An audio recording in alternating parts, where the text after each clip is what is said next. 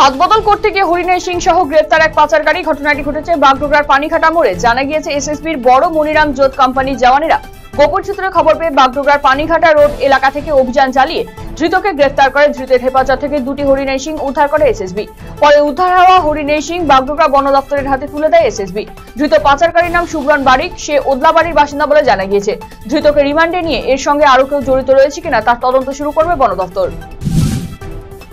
শুক্রবার রাতে দুর্গাপুজোর অনুদান প্রদান কর্মসূচি অনুষ্ঠিত হলো করণদিঘি ব্লকে। করণদিঘি থানার 81টি পুজো কমিটির হাতে এদিন আনুষ্ঠানিকভাবে চেক তুলে দেওয়া হয়। করণদিঘি ব্লকের টুঙ্গিদিঘিতে একটি অনুষ্ঠানের মধ্যে দিয়ে পুজো কমিটিদের হাতে অনুদানের চেক তুলে দেন করণদিঘির বিডিও জয়ন্ত দেবব্রত চৌধুরী, করণদিঘির আইসি সঞ্জয় ঘোষ এবং বিধায়ক গৌতম পাল। উপস্থিত ছিলেন পুজো কমিটির সদস্যরাও। অবশেষে দীর্ঘদিনের সমস্যার সমাধান। রায়গঞ্জ মেডিকেল কলেজ ও হাসপাতালের পেছন দিকে সীমানা প্রাচীর নির্মাণের প্রক্রিয়া শুরু হলো। ইতিমধ্যে এই কাজের টেন্ডার হয়েছে। শনিবার এই কাজে শুভ শিলান্যাস করা হয়। এদিন হাসপাতালে পরিদর্শনে যান রায়গঞ্জের বিধায়ক কৃষ্ণ কল্যাণী। উপস্থিত ছিলেন পৌর প্রশাসক সন্দীপ বিশ্বাস, উপপৌর প্রশাসক অরিন্দম সরকার, মহকুমা শাসক কিংসুক মাইতি সহ অনেকেই। একই সাথে সিটি স্ক্যান বিভাগে যাওয়ার জন্য রাস্তা তৈরির উদ্যোগ গ্রহণ করা হয়েছে। সেই কাজটিরও শিলান্যাস করা হলো এদিন।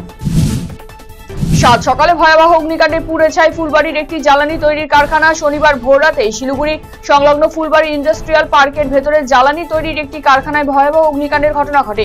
আগুনে পুড়ে ছাই হয়ে যায় কিছু মেশিন সহ কারখানায় থাকা যাবতীয় সামগ্রী।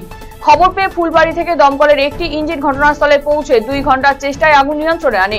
ঘটনায় কারখানার মালিকেরও কোনো প্রতিক্রিয়া পাওয়া যায়নি। ধর্ষণের অভিযোগে গ্রেফতার বাগডোগরা থানার এএসআই অমর বীর। মাটিগাড়া থানায় মহিলার লিখিত অভিযোগের ভিত্তিতে প্রায় 2 মাস পর গ্রেফতার বাগডোগরা ট্রাফিক গার্ডের এএসআই অমর বীর। জানা গিয়েছে এক মহিলাকে বিয়ের প্রতিশ্রুতি দিয়ে দীর্ঘদিন ধরে সহবাস এমনকি পুলিশের হুমকি দিত অভিযুক্ত এএসআই। এরপর ওই মহিলা মাটিগাড়া থানায় একটি লিখিত অভিযোগ দায়ের করেন 2 মাস আগে। অভিযোগের ভিত্তিতে তদন্তে নেমে অভিযুক্ত বাগডোগরা ট্রাফিক গার্ডের এএসআই অমর বীরকে গতকাল গ্রেফতার করে মাটিগাড়া থানার পুলিশ। আজ তাকে শিলিগুড়ি মহকুমা আদালতে পেশ করা হয়েছে।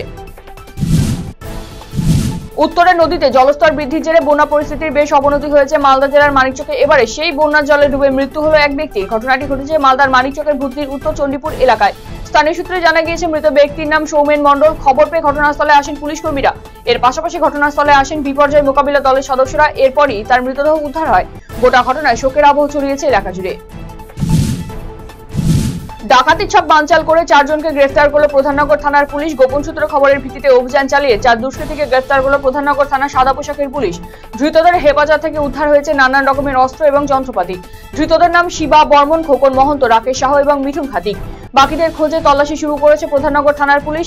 অভিযানে ধৃত 4 জনকেই শনিবার শিলিগুড়ি আদালতে পেশ করা হয়। 10 থেকে 15 দিনের মধ্যে চালু হচ্ছে রাধিকাপুর দিল্লি ট্রেন। শনিবার উত্তর দিনাজপুরের কালিয়াগঞ্জের রাধিকাপুর স্টেশন পরিদর্শনে এসে এমনটাই জানালেন কাটিহার ডিভিশনের ডিআরএম সুরেন্দ্র কুমার। উল্লেখ্য, রায়গঞ্জ থেকে সাংসদ নির্বাচিত হওয়ার পর রেলের উন্নয়নের দাবিতে রেলমন্ত্রীর দ্বারস্থ হন কার্তিক পাল। পুজোর আগেই দিল্লি ট্রেন চালুর উদ্যোগ নিয়েছে রেল। ডিআরএম এর সঙ্গে এই পরিদর্শনে ছিলেন সাংসদ কার্তিক পাল, উত্তর পূর্ব সীমান্ত রেলের চিফ অপারেশন ম্যানেজার, বিভিন্ন বিভাগের অফিসাররাও। বিরল প্রজাতির কচ্ছপ উদ্ধার হলো শিলিগুড়ি লাগোয়া ফুলবাড়িতে। জানা গিয়েছে শুক্রবার রাতে ফুলবাড়ি ব্যারেজ সংলগ্ন এলাকায় একটি কচ্ছপ দেখতে পান গাড়ি চালকেরা। সেই সময় স্থানীয় এক বাসিন্দা কচ্ছপটিকে উদ্ধার করে বাড়িতে রেখে দেন। এরপর শনিবার সকালে আমবাড়ি রেঞ্জের বনকর্মীদের খবর দেওয়া হয়। খবর পেয়ে বনকর্মীরা ঘটনাস্থলে পৌঁছে কচ্ছপটিকে উদ্ধার করে নিয়ে যায়। শনিবার মালদায় সূচনা হলো 2 দিনব্যাপী আন্তর্জাতিক সাহিত্য উৎসবের। প্রিয়জন ইস্যু সংস্থার উদ্যোগে মালদা টাউন হলে আয়োজিত এই সাহিত্য উৎসবের সূচনায় পতাকা উত্তোলন, বরেণ্য মনীষীদের শ্রদ্ধা জ্ঞাপন করা হয়। এদিন সূচনা অনুষ্ঠানে উপস্থিত ছিলেন রাজ্যের মন্ত্রী সাবিনা ইয়াসমিন, ইংরেজবাজার পুরসভার চেয়ারম্যান কৃষ্ণেন্দু নারায়ণ চৌধুরী, উদ্যোক্তা পার্থ সারথী ঝা সহ অন্যান্য বিশিষ্টজনেরা। এই সাহিত্য উৎসবে রাজ্যের কবি সাহিত্যিকেরা পাশাপাশি বাংলাদেশ, ভুটান, নেপাল, সিকিমের বিশিষ্ট সাহিত্যিকেরা উপস্থিত ছিলেন। এজেন্টের মাধ্যমে সিকিউরিটি গার্ডের কাজে গিয়ে রাশিয়ার সেনাবাহিনীতে যোগ দেন কালিম্পংয়ের প্রাক্তন ভারতীয় সেনাকর্মী উর্গেন তামাং। জানুয়ারি মাসে দিল্লি থেকে রাশিয়ায় পৌঁছান উর্গেন। ভেবেছিলেন সিকিউরিটি গার্ডের কাজ পাবেন, কিন্তু মার্চ মাসে ইউক্রেনের সঙ্গে যুদ্ধক্ষেত্রে প্রথম সারিতে লড়াই করার পর প্রতারণার শিকার হওয়ার কথা বুঝতে পারেন তিনি। এরপরই ঘরে ফেরার চেষ্টা শুরু করেন তিনি। সময় এবং সুযোগ মতো ভিডিও বার্তা পাঠান পরিবারকে। আজ এই ভিডিও বার্তা নিয়ে প্রশাসনের দ্বারস্থ হয় তার পরিবার। এরপর কালিম্পংয়ের চেয়ারম্যানের উদ্যোগে ভারত এবং রাশিয়ার দ্বিপাক্ষিক সম্পর্কের সূত্র ধরে ঘরে ফিরলেন উর্গেন। এদিন বাগডোগরা বিমানবন্দরে নেমে উর্গেনের চোখে আতঙ্কের ছবি ফুটে ওঠে।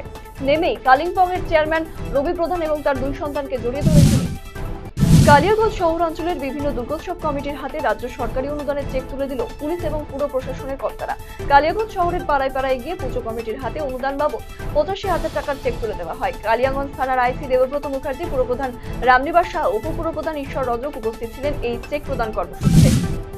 গ্রাম পঞ্চায়েত এলাকার অধীনে সৌন্দর্যায়নের বিশেষ নদীর তারই অঙ্গ হিসেবে হেমতাবাদে নতুন বাস স্ট্যান্ডে রঙিন আলো সহ ফোয়ারা বসানোর পাশাপাশি বিশ্ব বাংলা লোগো বসাতে চলেছে হেমতাবাদ পঞ্চায়েত সমিতি। পাশাপাশি হেমতাবাদ গ্রাম পঞ্চায়েতের সামনে বসতে চলেছে গান্ধীজির মূর্তি। ইতিমধ্যে প্রায় 5.5 লক্ষ টাকা বরাদ্দে শুরু হয়ে গিয়েছে নির্মাণ কাজ। পুজোর আগেই উদ্বোধন হবে 2টি নিদর্শন। পুজোর আগে স্বর্ণ বিপণীগুলিতে অপরাধ রুখতে অ্যালার্ম ডিভাইস স্থাপন করা হয়েছে জেলা পুলিশ প্রশাসনের উদ্যোগে। শনিবার এই অ্যালার্ম ডিভাইসগুলির পরীক্ষামূলক প্রদর্শন করা হয় পুলিশ প্রশাসনের উদ্যোগে। শহরের বিভিন্ন সোনার দোকান এবং শোরুমগুলিতে গিয়ে ব্যবসায়ীদের সঙ্গে কথা বলেন পুলিশ সুপার প্রদীপ কুমার যাদব সহ জেলা পুলিশের পদস্থ কর্তারা। রাহুল গান্ধীকে নিয়ে বিরূপ মন্তব্য এবং হত্যার প্ররোচনার চক্রান্তের বিরুদ্ধে আন্দোলনে নামল কংগ্রেসের কর্মী সমর্থকেরা। শনিবার বালুরঘাটের নারায়ণপুরে পথ অবরোধ করে বিক্ষোভ দেখান দলের নেতাকর্মীরা। পথ অবরোধের ফলে বালুরঘাট, মালদা এবং রায়গঞ্জ রুটে সমস্ত বাস চলাচল বন্ধ হয়ে যায়। প্রায় আধ ঘন্টা পরে বালুরঘাট থানার পুলিশ এসে অবরোধ তুলে নেয়।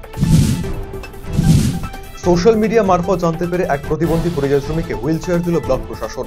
তার দুর্দশার কথা এক স্বেচ্ছাসেবী সংস্থা সোশ্যাল মিডিয়া পোস্ট করে। তা দেখতে পেয়ে জেলা শাসকের নির্দেশে শনিবার মান্নান আলীকে হুইল চেয়ার প্রদান করে বিডিও সৌমেন মণ্ডল। পাশাপাশি সরকারিভাবে সহায়তা প্রদানের আশ্বাস দিয়েছেন বিডিও। প্রশাসনের এই উদ্যোগে খুশি মান্নান আলী। বেপরোয়া বাস চালানোর প্রতিবাদে পথ অবরোধ করে বিক্ষোভ গ্রামবাসীদের ঘটনায় চাঞ্চল্য পুরাতন মালদার মুচিয়ার আদমপুরে। দুর্ঘটনার পরে পুলিশ এলেও বাসটিকে ছেড়ে দেওয়া হয়, কিন্তু এরপরে জখম ওই ব্যক্তি বাসটির পেছনে ধাওয়া করে মুচিয়ার আদমপুর এলাকায় বাসটিকে আটক করে। এরপরেই মালদা নালাগোড়া রাজ্য সড়ক অবরোধ করে বিক্ষোভ দেখায় ক্ষতিপূরণ প্রদানের দাবিতে, যদিও পরে পুরাতন মালদা থানার পুলিশের সহায়তায় পরিস্থিতি নিয়ন্ত্রণে আসে। শনিবার বিকেলে বালুরঘাটের বালুছায়া সভাগৃহে অনুষ্ঠিত হলো দক্ষিণ দিনাজপুর দুর্গাপুজো কোঅর্ডিনেশন মিটিং। এদিনের বৈঠকে অংশ নিয়েছিলেন বালুরঘাটের বিভিন্ন ক্লাবের কর্মকর্তারা। বৈঠকে মূলত পুজো মণ্ডপের অনুমতি পেতে কি ব্যবস্থা নেওয়া হবে তাই নিয়ে আলোচনা করা হয়। বৈঠকে উপস্থিত ছিলেন জেলা শাসক বিজিন কৃষ্ণা, জেলা পুলিশ সুপার চিন্ময় মিত্তাল, বিভিন্ন থানা, দমকল ও বিদ্যুৎ বিভাগের আধিকারিকেরা। উত্তর দিনাজপুরে ইটাহারে আগুনে পুড়ে যাওয়া ক্ষতিগ্রস্ত পরিবারকে সহযোগিতার হাত বাড়িয়ে দিলেন বিধায়ক মোশাররফ হোসেন। শনিবার বিধায়কের নির্দেশে কাশীবাটি গ্রামে জেলা পরিষদের কর্মাধ্যক্ষ তথা ব্লক তৃণমূল কংগ্রেসের সভাপতি কার্তিক দাস সহ দলীয় নেতৃত্ব ক্ষতিগ্রস্ত পরিবারকে পলিথিন, চাল, ডাল, কাপড় সহ অন্যান্য প্রয়োজনীয় জিনিসপত্র তুলে দেন। এবারই প্রথম শহর শিলিগুড়ির বুকে অনুষ্ঠিত হলো বৃহৎ পরিসরের স্বাস্থ্য মেলা। আজ থেকে শুরু করে রবিবার অর্থাৎ আগামীকাল পর্যন্ত হেলথ এক্সপো 2024 অনুষ্ঠিত হচ্ছে। মেডিকেল এবং হাসপাতালে ব্যবহৃত চিকিৎসা সামগ্রী ক্রয়ের জন্য এই প্রদর্শনী সকাল 10টা থেকে বিকেল 5টা পর্যন্ত খোলা থাকছে শিলিগুড়ির বর্ধমান রোডের শিভাম প্যালেসে। শিলিগুড়ি সহ দিল্লি, মুম্বাই, চেন্নাইয়ের নামকরা চিকিৎসকেরা এই স্বাস্থ্য মেলায় উপস্থিত থাকছেন।